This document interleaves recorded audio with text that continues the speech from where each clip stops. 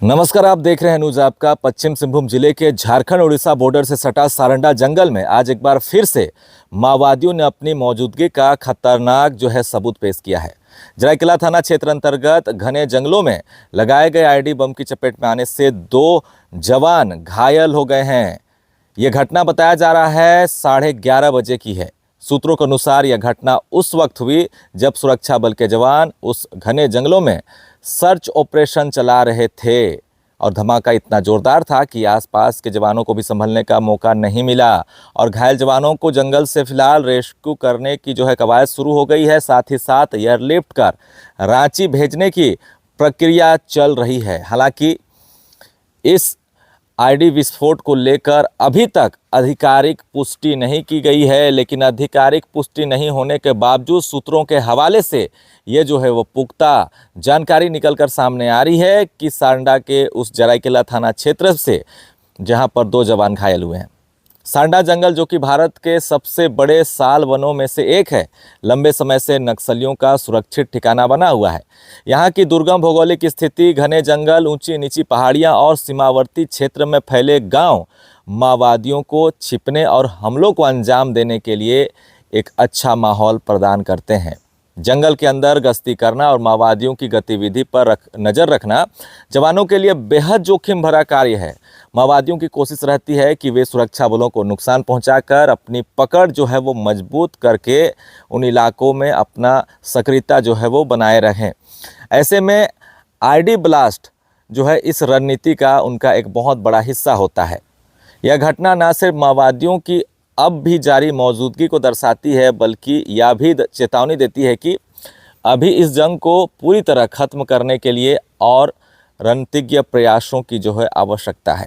घायल जवानों की पहचान और स्थिति की जानकारी अभी तक आधिकारिक रूप से साझा नहीं की गई है। बता दें कि ये 2025 में ही सारंडा के जंगलों में खास करके छोटा नागरा थाना क्षेत्र और जराईकेला थाना क्षेत्र में माओवादियों ने कई आईडी विस्फोट की घटना को अंजाम दिया है, जिसमें मार्च के महीने में ही 197 बटालियन के असिस्टेंट कमांडेंट सहित 3 जवान घायल हुए थे। वहीं मार्च में ही सीआरपीएफ के sub inspector Sunil Kumar Mandal ID विस्फोट से शहीद हो गए थे। साथ ही एक जवान उस वक्त पार्थ प्रीतम डे गंभीर रूप से घायल हुआ था, जिसे अस्पताल रांची रेफर कर दिया गया था। वहीं 22 अप्रैल को एक झारखंड जगुआर का जवान जिसका नाम सुनील धान था, वो शहीद हो गया था और कोबरा 203 का जवान विष्णु सैनी उस वक्त घायल हुआ। वहीं मई के महीने में ही माओवादियों के लगाए गए आईडी से एक जवान घायल हो गया। यानी बैक टू बैक आप देखेंगे तो ये ऑपरेशन जारी है और सुरक्षा बलों को भी नुकसान पहुंच रहा है और कई कामयाबी भी मिल रही है। को बता दें कि जिस इलाके में ये घटना हुई है उस इलाके में माओवादियों की मूवमेंट वो काफ़ी समय से देखने को मिल रही है।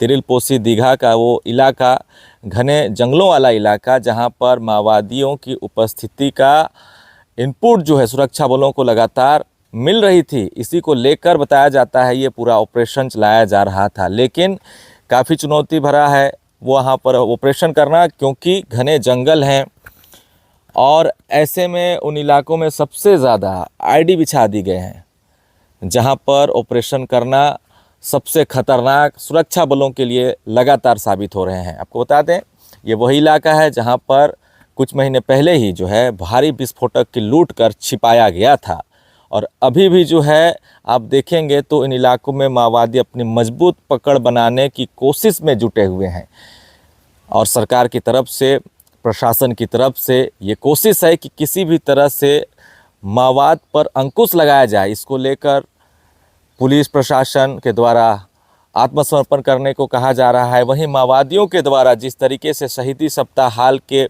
दिनों में मनाया गया और पोस्टरबाजी की गई, रेलवे ट्रैक को उड़ाया गया, इसमें कहीं ना कहीं माओवादियों ने अपनी मौजूदगी को भरपूर ज़ोरदार तरीके से दर्शाने की कोशिश की है। ऐसे में यह संघर्ष है ये कब तक चलेगा, ये भी देखने वाली बात होगी। फिलहाल नेक्स्ट अपडेट के लिए जुड़े रहें। आपको मैं विजुअल के माध्यम से भी दिखाऊंगा कौन कौन से जवान हैं, उसकी भी विस्तृत जब जानकारी निकल के सामने आएगी तब मैं आपको बताऊंगा कि ये पूरी घटना कैसे हुई, क्या हुआ। धन्यवाद।